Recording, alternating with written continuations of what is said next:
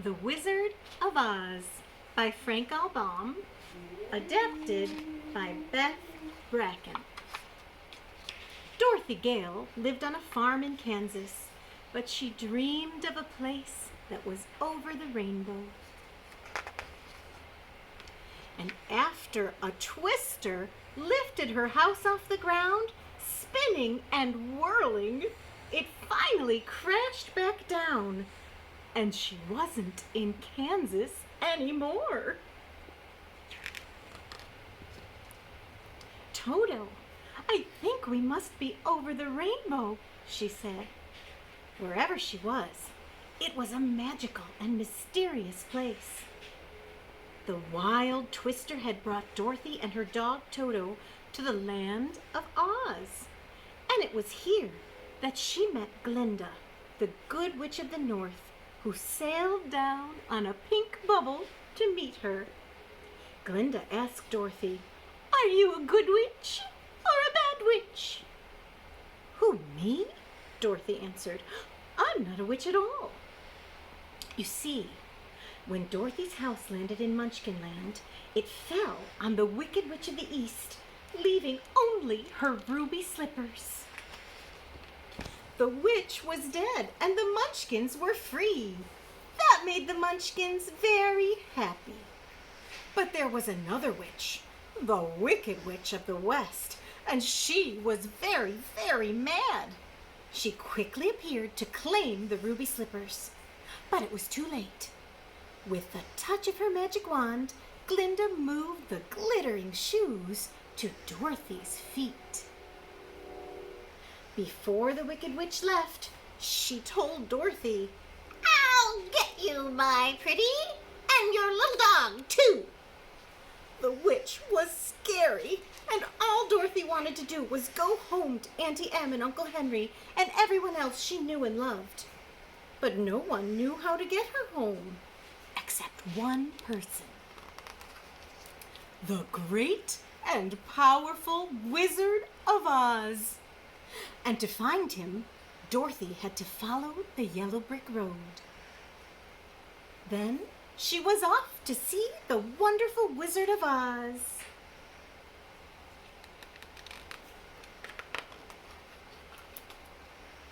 When Dorothy came to a fork in the road, she didn't know where to go. The Scarecrow didn't either. After all, he didn't have a brain. Maybe the wizard could give him one.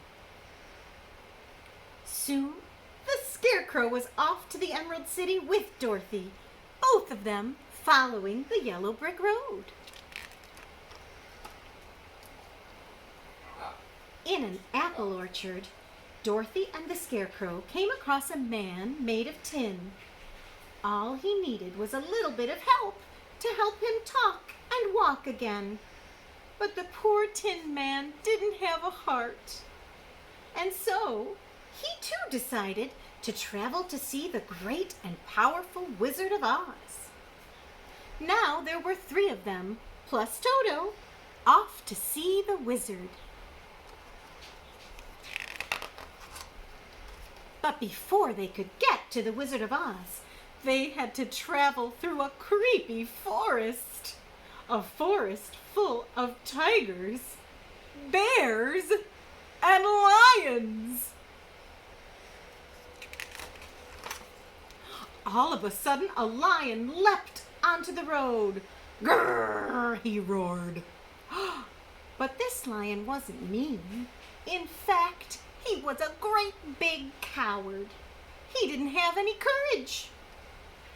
But maybe the Wizard of Oz could give him some too. Now there were 4 friends heading to the Emerald City. Meanwhile, not far away, the Wicked Witch was watching the foursome in her crystal ball. She didn't want Dorothy and her friends to reach the Emerald City. The Wicked Witch sent them into a field of poppies, which made them very sleepy. But the Good Witch of the North was watching too. She waved her wand, and sent snow into the field of poppies just in time to wake Dorothy up. It was a good thing, too, because they were almost to the Emerald City.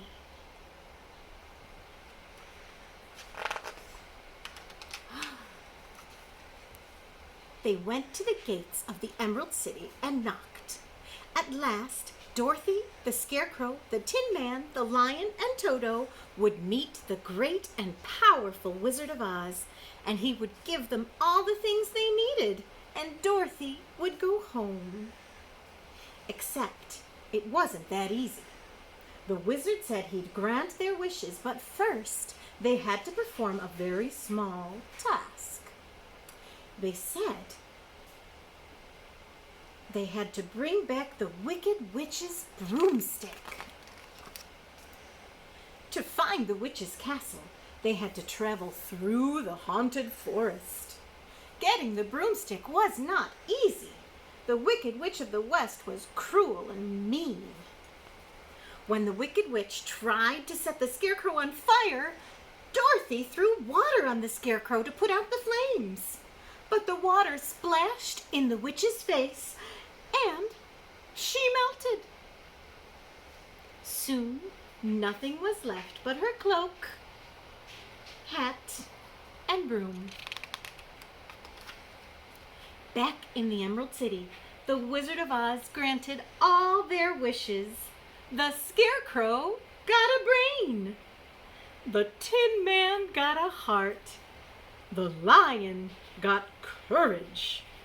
And Dorothy used the magic of her ruby slippers, clicked her heels 3 times, and repeated, "There's no place like home.